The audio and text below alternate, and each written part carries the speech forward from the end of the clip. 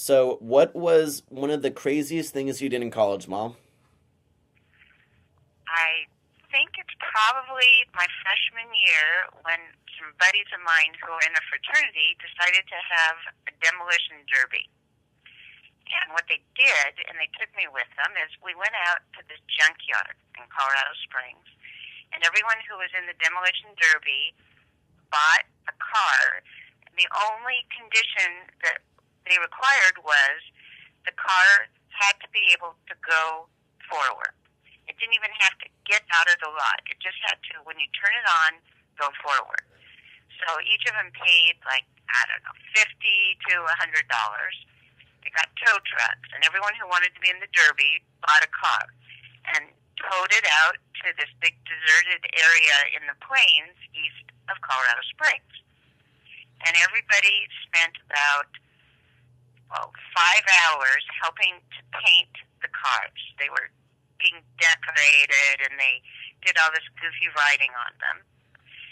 And people were invited out to the demo derby, which of course was horrendously illegal.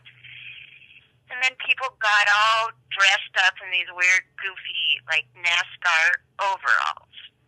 And they did wear helmets, but none of the cars obviously had even seatbelts in them. And there were kegs of beer and people making Bloody Marys, and we set up bleachers. And they had a demo derby. And so people would start out, and because these cars were such trashed up heaps of junk, the most they could ever go was like maybe 10 miles an hour, and that was gunning it.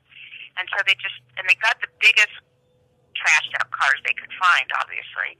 So they just started crashing into each other at 10 miles an hour. And you got to keep in mind, most of the cars didn't even go in reverse and could barely turn. So they start crashing into each other, and the winner was the last car that was still running.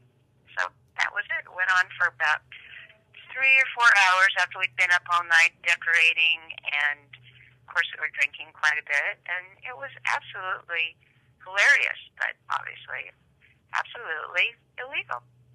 But nobody got hurt.